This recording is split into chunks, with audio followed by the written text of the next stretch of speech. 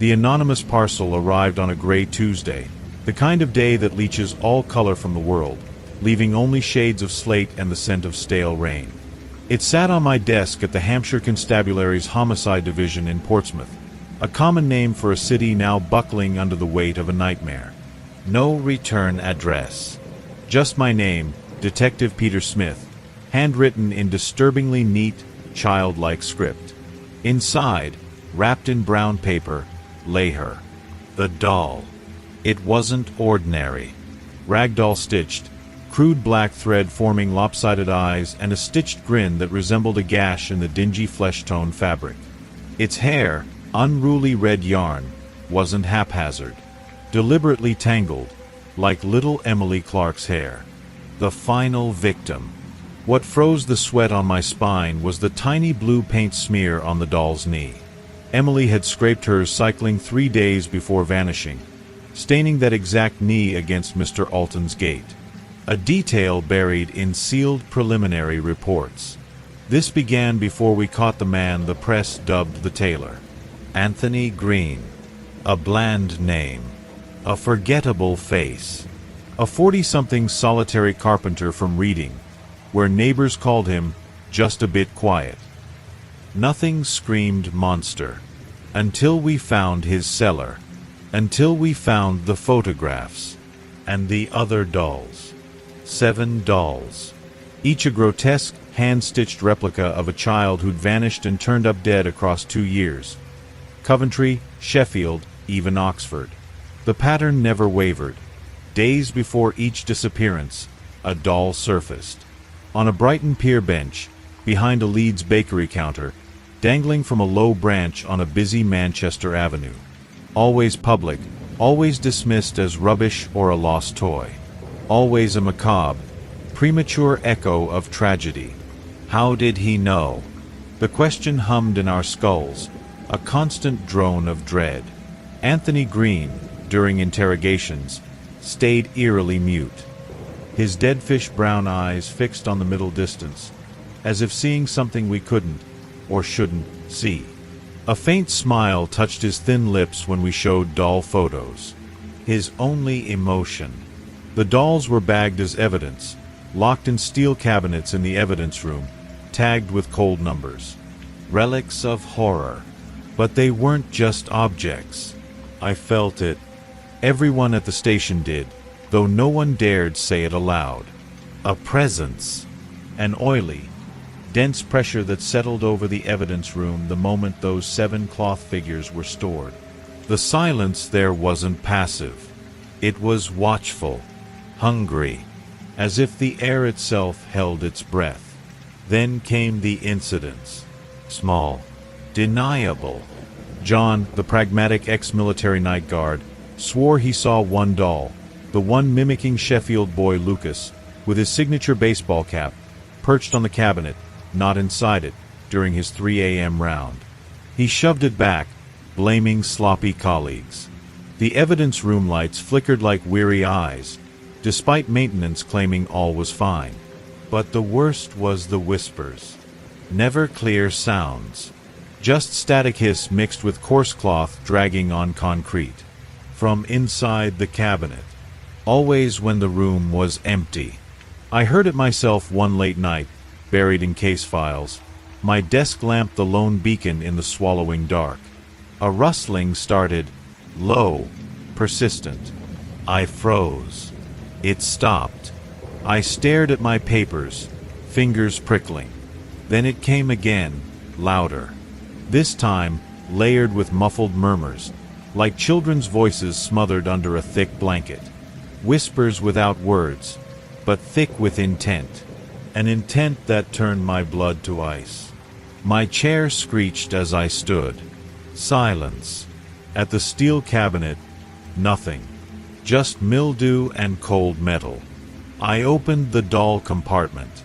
They lay exactly as placed, inert, faces blank. But the air inside felt colder. Graveyard in winter cold.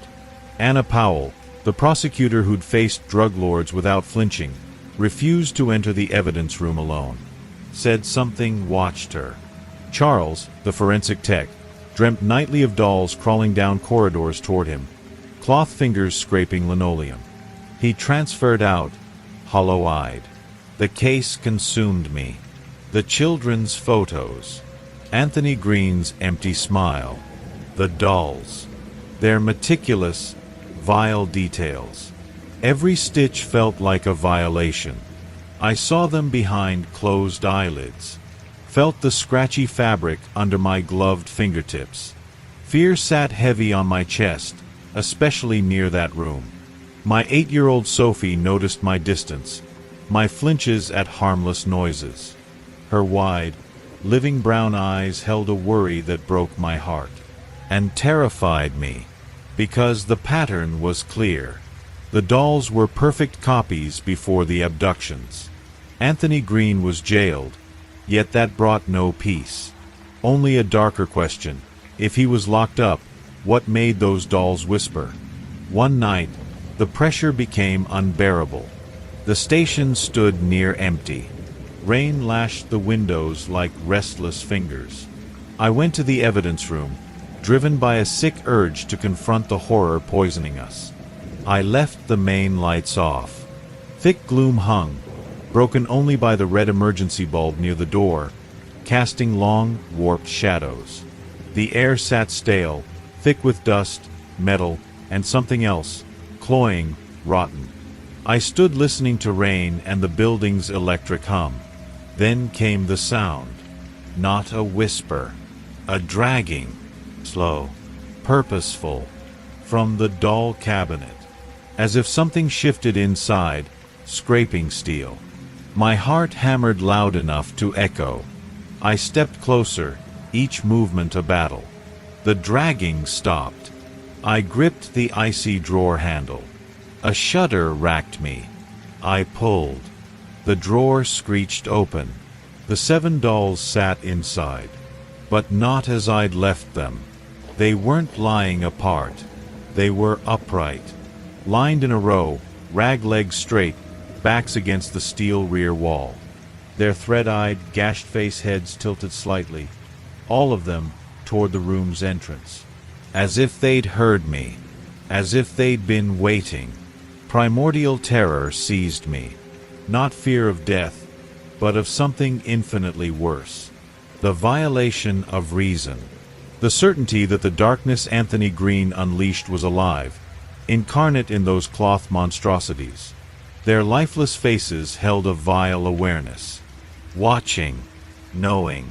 Bitter cold radiated from them, climbing my arms. The red emergency light glinted off their thread eyes, wet as bloody tears. Then it happened. Not an audible whisper. A pressure inside my skull. A voice not of sound, but of thought, cold, toneless, collective, emanating from all 7. Peter Smith. My name. Spoken by that. Warmth spread down my legs as my bladder gave way. I tried to step back. My legs were lead. He saw. He chose. The thread never breaks. The words, if words they were, seared my mind. He was Anthony. But chose what? The victims? Or something else? Blood calls blood. The last thread pulls the next. My daughter Sophie's face exploded in my mind.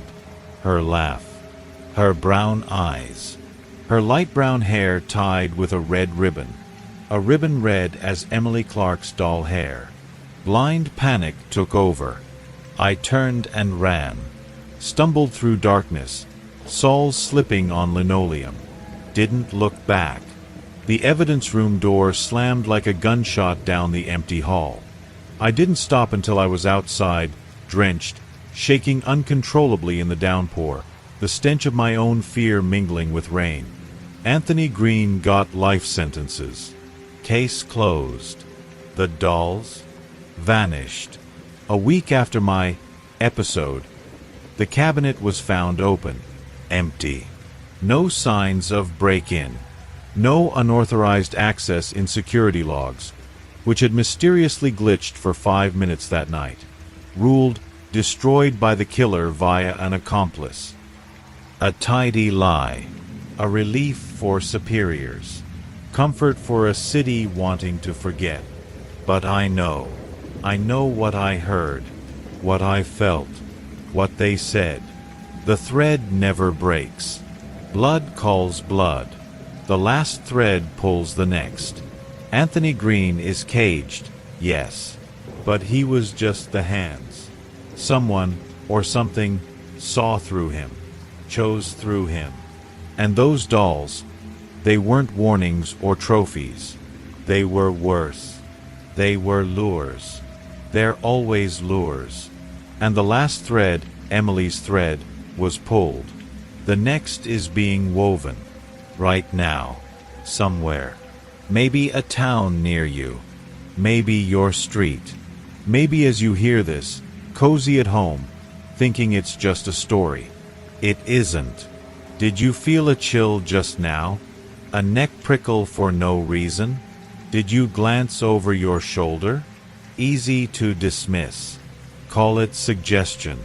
The wind rattling a pane. The house settling. But think hard. Seen anything odd lately? Something out of place? A lost object? A toy abandoned in public that snagged your eye? That left you cold? Something handmade? With a familiar detail? Don't ignore it. Don't be like we were. Because I learned this in that cellar of shadows and stitches. When the doll appears, it's too late for the child. But maybe, just maybe, it's not too late for you. Look closely. And if you see something, run. Don't investigate. Don't touch. Just run. Because the next thread might already be tied to someone you love. Or to you. The silence that follows isn't empty. It's thick with the echo of that faceless voice, the scrape of cloth on metal, and the sound of my own ragged breathing here in my lit office, knowing the darkness they carry could be anywhere, even in your mind. And if you hear a whisper, however faint, however imagined, don't look back. Never look back.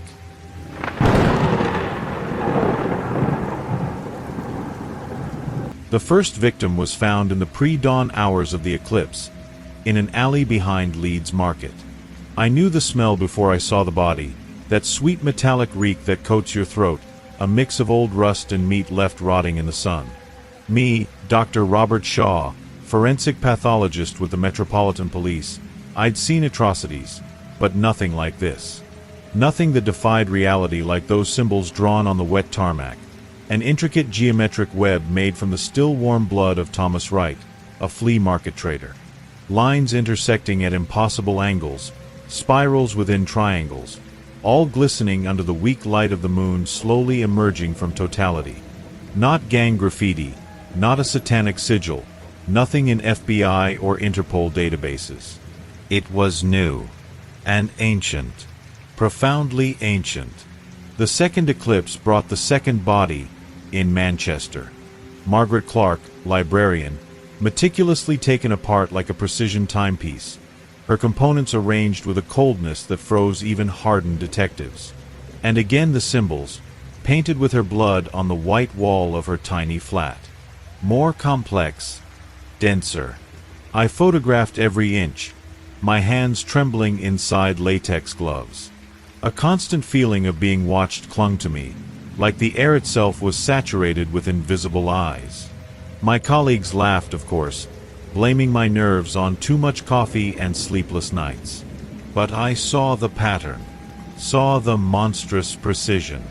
It was the astronomer, Dr. Eleanor Gray, from the Jodrell Bank Observatory, who made the connection. She burst into my office with eyes wide behind thick glasses, clutching printouts of the symbols and star charts. "They're not random, Robert," she whispered, her voice hoarse with excitement and dread. "Every line, every point corresponds to exact stellar positions. But not our current sky. It's like a star chart, from a specific point in space, and a specific time, millions of years in the past. She pointed to a cluster of sinuous lines in Margaret Clark's symbol. This here, that's the Orion constellation, but not as we see it now, as it would be seen from a planet orbiting Proxima Centauri 4 million years ago. The air left my lungs. A message, written in human blood, during the brief minutes of total lunar darkness. But who was the recipient? The killer, dubbed the Star Cartographer by the tabloids, operated only in the absolute darkness of totality. No witnesses, no victim pattern beyond opportunity, no DNA, no fibers, nothing. A ghost materializing only under the unique shroud of the eclipsed moon. The third victim, in Liverpool, brought a new horror. The symbols weren't just drawn, they were carved into the victim's flesh, a young engineering student, before his blood was used as ink. The precision was mechanically perfect, inhuman. Panic began spreading like a virus before each predicted eclipse. Market towns emptied, doors were bolted shut, parents hid children in basements. Yet always, he found someone. Someone alone, unprepared, whose blood became ink for his cosmic message. My life shrank to star charts, autopsy reports, and the countdown to the next darkness. My marriage crumbled. My 7-year-old daughter, Emily, barely recognized the hollow-eyed, trembling man I'd become. The phantom smell of blood haunted me. I dreamt of constellations of blood shifting on my bedroom walls, forming eyes that watched me. The pressure was a physical weight on my shoulders, a constant oppression making every breath an effort. I was drowning in the same madness I was trying to decipher. The decisive eclipse approached. This time, the path of totality would sweep over Edinburgh. The team was exhausted, wired, armed to the teeth, deployed to strategic points. I was in the operations center, a dimly lit basement room at New Scotland Yard, surrounded by feeds from CCTV cameras. The moon, full and arrogant, began to be devoured by Earth's shadow. Darkness fell like a heavy veil.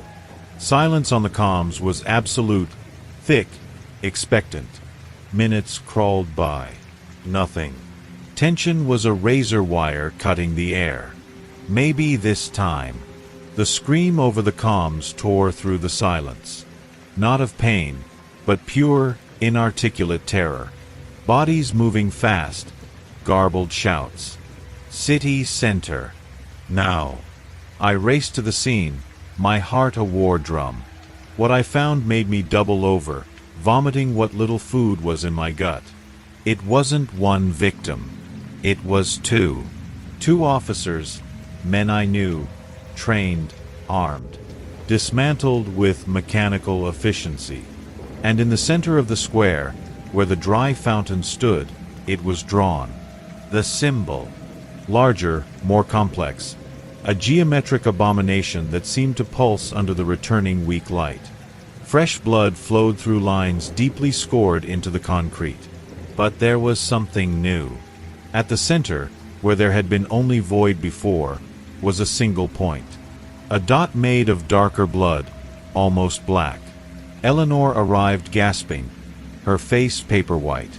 She stared at the symbol, then at the photos I'd frantically taken, then at the fading stars. Her lips moved silently, calculating. Suddenly, all color drained from her face. She stumbled back, a hand clapped over her mouth, eyes wide with horror beyond comprehension. "It's not a message, Robert," she breathed, her voice a thread of pure terror. "It's a signature, a confirmation of receipt." She pointed to the central point, then to the sky, not where the moon was reborn, but to a fixed point in the south where a red star burned with unnatural intensity. That point corresponds exactly to the position of an interstellar object that entered our solar system months ago. Astronomers dubbed it the messenger. It's not communicating. She swallowed hard, fighting panic. It's marking the way, showing where it is. And the central point is Earth.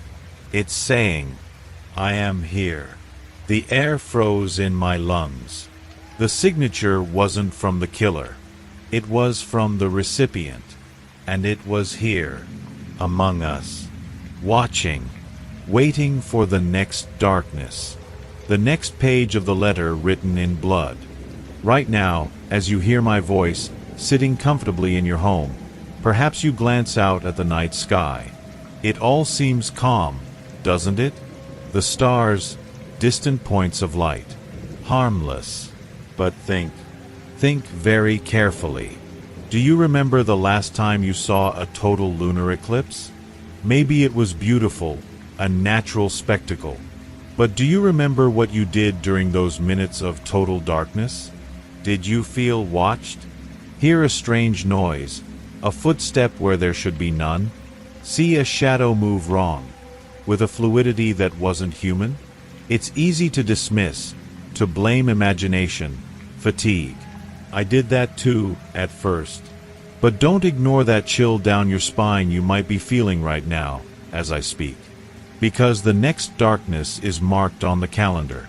The stars don't lie, and it is hungry. Hungry for more blood, more ink, to write the next line of its message home. Maybe you're thinking this is just a story. I sincerely hope, for your sake, that you're right. But deep down, you know the silence that filled this pause isn't just silence. It's thick with the distant hum of the universe, the phantom smell of dried blood, and the terrifying certainty that some maps weren't meant for human eyes to read. And when the moon darkens again, and the world plunges into that absolute blackness, no matter how many doors you lock, how many lights you turn on, if it has chosen your street, your house, your blood for the next signature, you're already inside the symbol. You're already part of the message. And there's no escape from what's coming from the stars. No escape at all.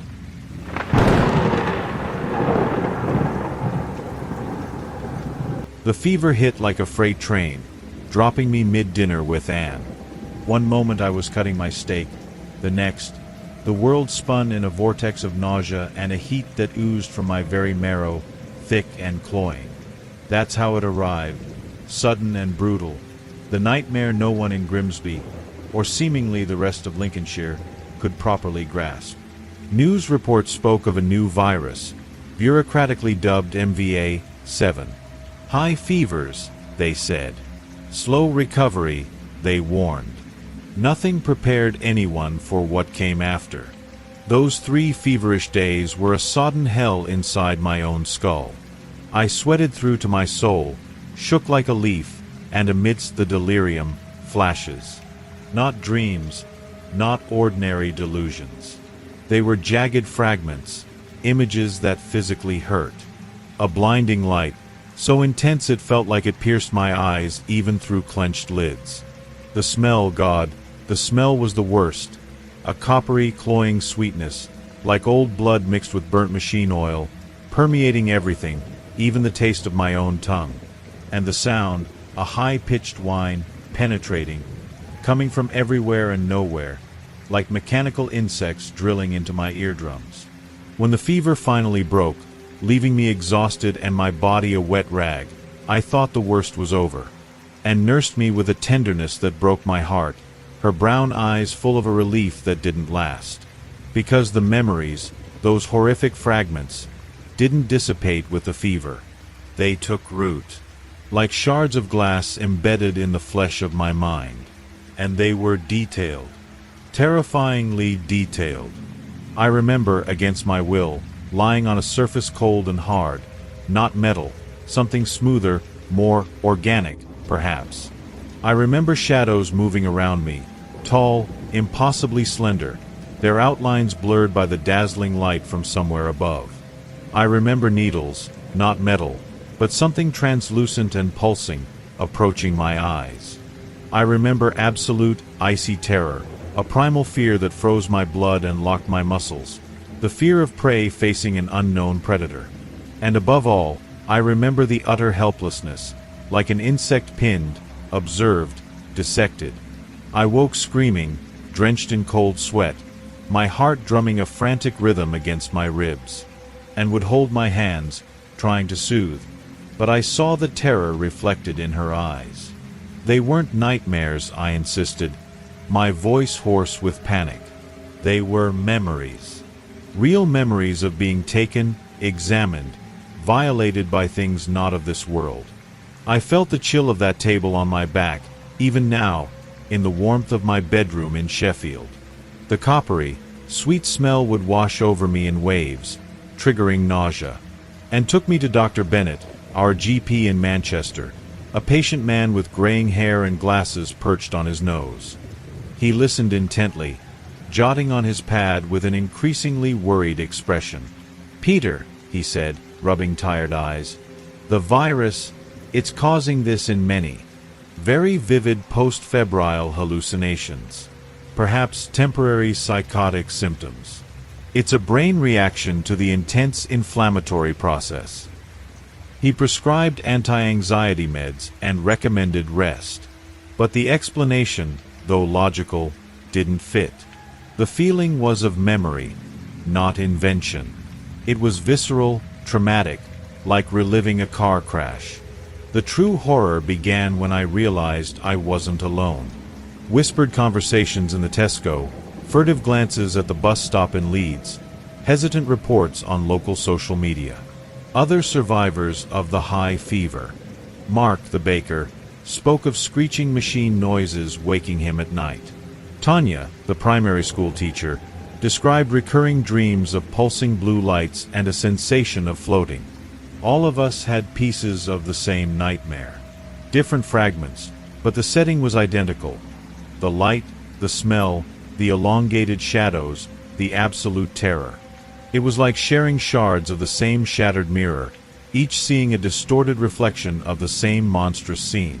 And then, things started to change. Not just the memories, but us.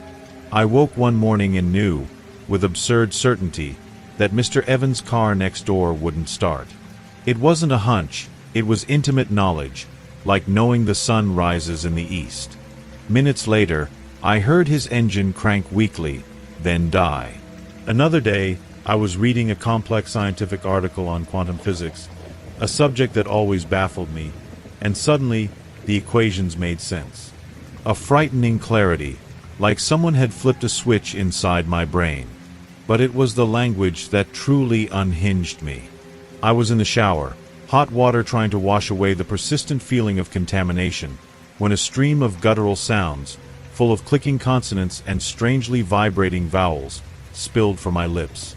Not words, but a torrent, a fluid, complex discourse in a language my brain recognized with familiarity, but which my conscious mind had never heard. I stopped, frozen, water streaming down my face. I looked in the steamy mirror and saw a stranger, eyes wide with pure panic. That voice wasn't mine. Or was it? Was it the voice of who, or what, inhabited those relentless memories? Tanya, the teacher, started drawing. Frantic scribbles in notebooks, on book margins. Complex geometric patterns, schematics of devices that resembled circuits, but made of organic, pulsing materials. She didn't understand what she drew, only felt an uncontrollable compulsion. Mark, the baker, developed an extreme sensitivity to light. He wore sunglasses even on cloudy days, and said the fluorescent lights in the supermarket screamed at a frequency that split his head. The whole town, or at least us, the Mark survivors, lived under a thick fog of fear and distrust.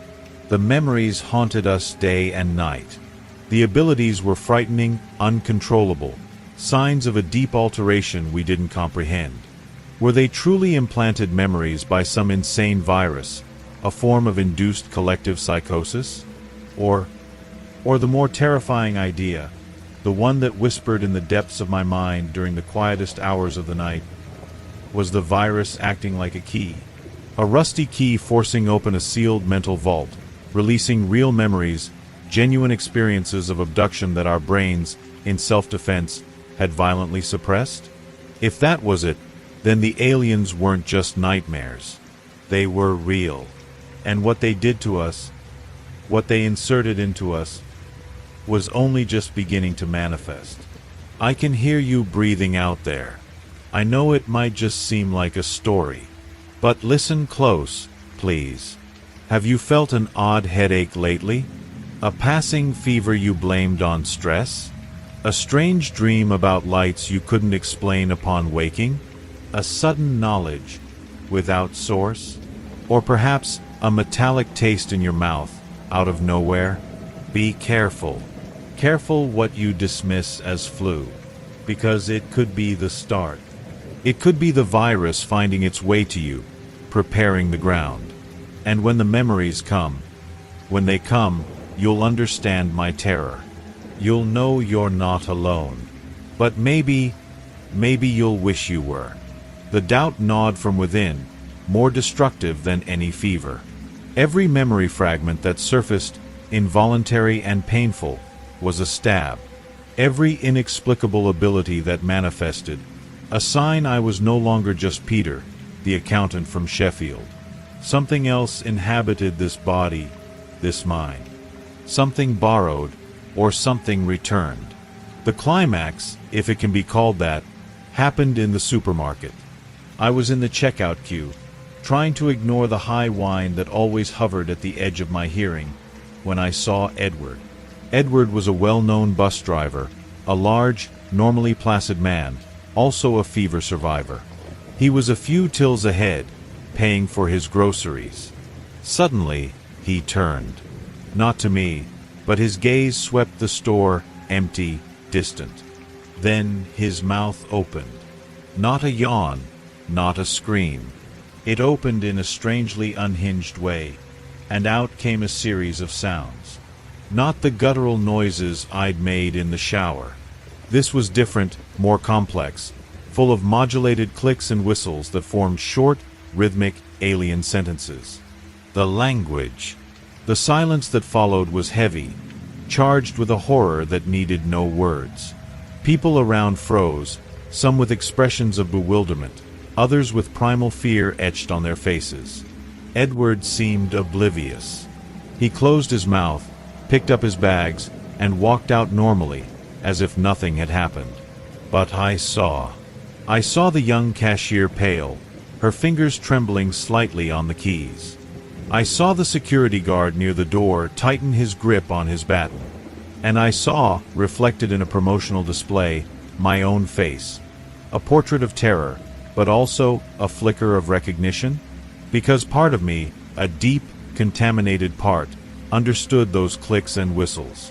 Understood, and recoiled in even greater terror at their meaning. It was a warning, or perhaps a report. That's when I realized it wasn't just memories or loose abilities. It was a deeper contamination. The virus, or what it unlocked, was rewriting us, making us into something else, something we might always have been, unknowingly. The shadows in those fragmented memories weren't ghosts of the past. They were portents. The aliens from my recollections hadn't gone away. They were here, inside us. And what would they do when the transformation was complete? When all of us, the infected, the unlocked, began to speak, to act, to think like them. Now, sitting in the dark of my study, the whine in my head is a constant presence. The memories are more frequent, sharper. I can almost feel the cold, textureless touch of those creatures. And the abilities, they grow. I feel the electrical currents in the walls like pulsing veins. I know when someone's lying, not by body language, but by a dissonance I sense in the air around them. It's a sinister, corrupting power, and sleeps in the next room, or pretends to. The fear in her is palpable, a sour smell mingling with the coppery sweetness that now seems to seep from my own pores. Dr. Bennett has no more answers. The news talks of complex post-viral syndromes, of mass hysteria. They don't know. They don't want to know. The memory virus isn't just a disease. It's an awakening. An awakening to a universe infinitely vaster and more terrifying than we ever dreamed. And we are its first unwilling emissaries, carrying within us the echo of the stars and the bitter taste of cosmic dread. The shadows lengthen on the wall, dancing in the moonlight through the window. But this time, I know they're not just shadows. They're memories. They're promises. They're the future crawling its way inside, one horrific memory fragment at a time. And the worst part? The worst isn't what they did to us. The worst is what we, transformed, will do next. The virus opened the door, and something on the other side is pushing to come in.